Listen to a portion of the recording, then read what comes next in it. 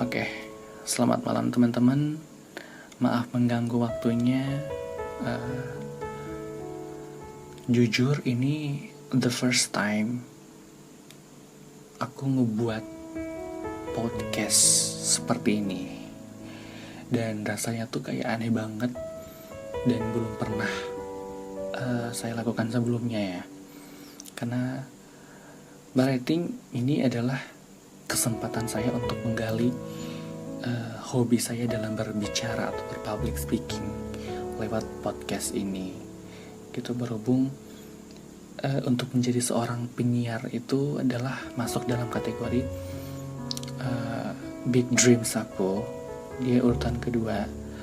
Yang pertama itu adalah saya ingin menjadi penulis gitu. Dan yang kedua ingin menjadi penyiar radio. Oke. Sebelumnya saya ingin menyampaikan sesuatu kepada teman-teman. Jadi pengecut itu tak enak ya. Apa-apa harus disembunyikan, apa-apa harus mendem, apa-apa harus tertutup gitu. Gak pernah terbuka, apalagi soal cinta, soal rasa yang terpendam karena ada sesuatu dan lain hal yang tidak bisa kita katakan gitu. Actually, saya sudah tidak di bangku sekolah, tapi saya ingin memberitahukan kepada teman-teman masa-masa sekolah yang indah saat itu, tapi sakit gitu. Meskipun jadi kayak gini ya, kita tuh merasa nyaman dengan sesuatu hal yang kita anggap baik, tetapi di sisi lain dia menyakiti diri kita sendiri. Dan to be honest, kita nggak pernah memikirkan sakit hati itu gitu loh. Kita hanya memikirkan kenyamanan itu. Jadi gini teman-teman, waktu itu ada ya sosok perempuan cerdas. Dia nggak cantik-cantik, dia hanya biasa-biasa aja. Dia itu adalah the one and only perempuan yang pertama kali bisa bikin saya senyaman ini gitu. Dan kebetulan saya nggak pernah mengungkapkan gitu, mengingat ada beberapa hal yang tidak bisa saya ungkapkan langsung gitu.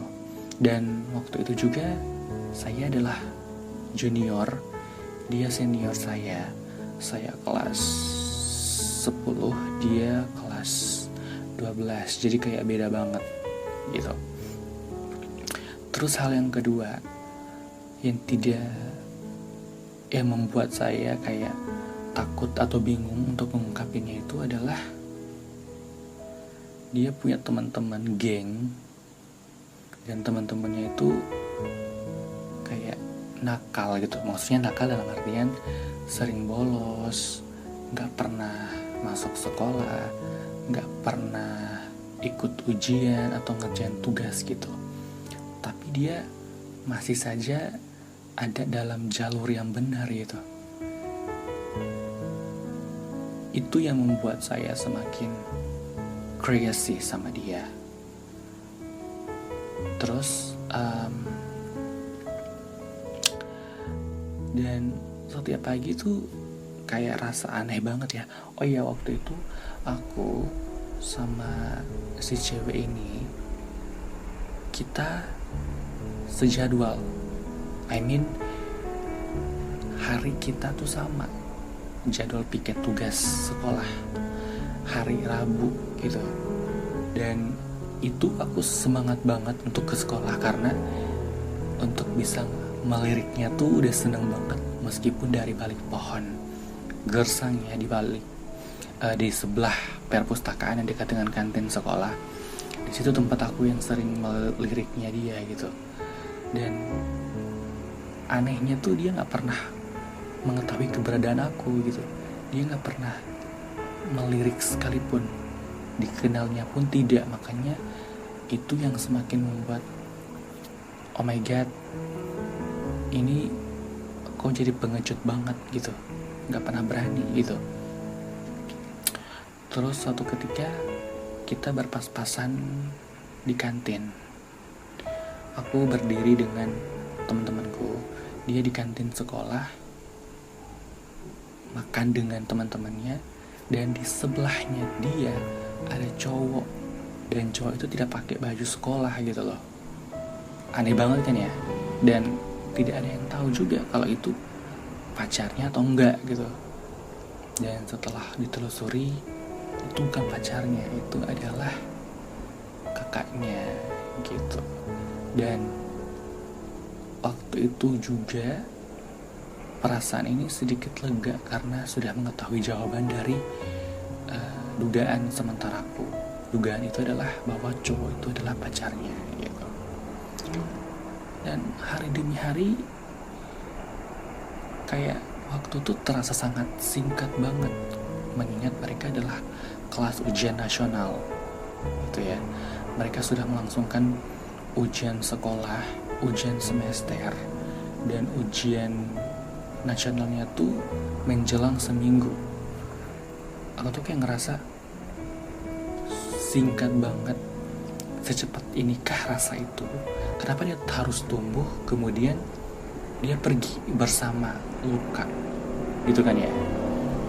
Dan waktu itu pun aku kayak ngerasa sedih banget, gak pernah ada kesempatan untuk memulainya gitu ya. Jadi aku tuh sempat down banget, mengingat sebentar lagi mereka akan lulus dan tidak akan ketemu lagi gitu. Dan berhubung perempuan ini bukan asli dari tempat saya tinggal,